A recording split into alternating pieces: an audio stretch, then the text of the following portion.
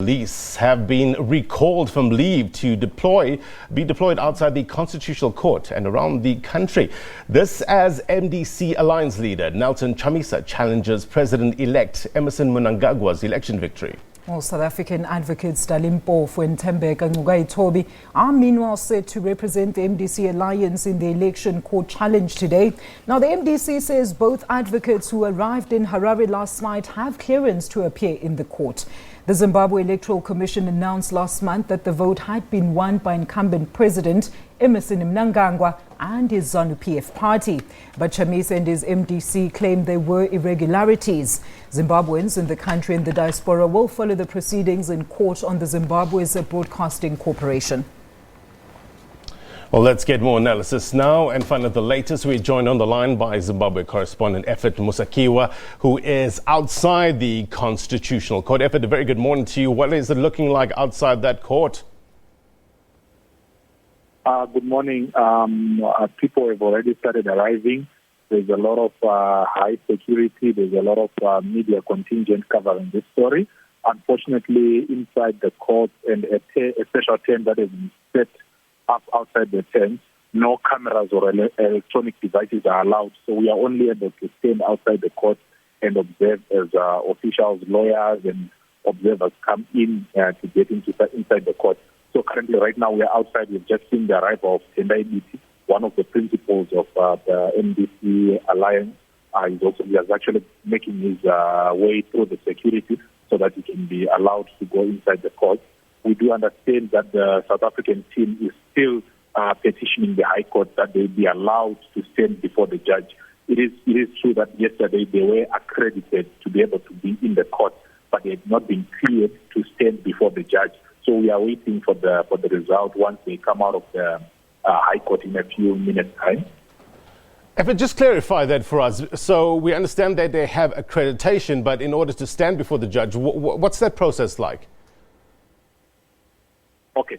The accreditation, even some media practitioners were accredited to be inside the court. You can be an observer, just seated, an interested party. You are accredited to be inside the court. But for you to then practice, you actually need a permit. So they were accredited and given access to the court, but they were not. They've not been issued with a permit that allows them to stand or to actually, make a presentation before the judges. So that is what they are applying for at the present moment. Is that likely to delay proceedings at the Constitutional Court? It won't delay any proceedings, but we do understand that it will definitely start at 10 o'clock. So nothing will delay it because remember, the MDC actually has a lead advocate who is Tabanin-Pofu, who is leading the team. So Tabanin-Pofu actually can stand before the judges and make his presentation. So that will not delay the court proceedings. Yeah. Effort, just describe for us the mood in Zimbabwe ahead of this all-important Constitutional Court challenge. Well, the mood varies depending where you are. When it's the media, there's a lot of media hype, there's a lot of media reports, and even the presence of a lot of media houses, media organizations at the court is actually testimony to that.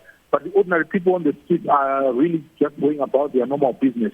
They haven't really, we haven't seen any huge numbers trying to make their way to the court. But we've also seen a lot of presence of a lot of security. A lot of the Zimbabwe Republic Police are actually present on the road, and quite a number of roads that lead leads to the court have actually been blocked, and there's no access. Only those that are accredited or only those that are permitted will be allowed to access those roads. So really, the mood varies as to where you are. At the court, the attention is very high, especially with the media. But the ordinary people on the streets, really, they're just going about their normal business. Effort, we've seen some footage of people stoning police yesterday. Have you managed to verify this footage? Did that take place? Yes, it did indeed happen. It happened in Gweru, in the Midlands province. There is an outbreak of typhoid in that city. So the authorities had actually called in the police to help them disperse the street vendors that sell their wares, that sell food on the streets. And these seat vendors were then actually protesting their removal from the seat, and they started stoning the police, and the police had to, move away from the scene. And it is true that they were actually stoned, and their vehicles were stoned, and they had to actually disperse and left the vendors to do their business.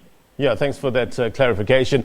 With regards to the broadcast of these the court proceedings at the Constitutional Court, that's significant, isn't it? Because just remind us, is this the first time that Constitutional Court proceedings will be broadcast live?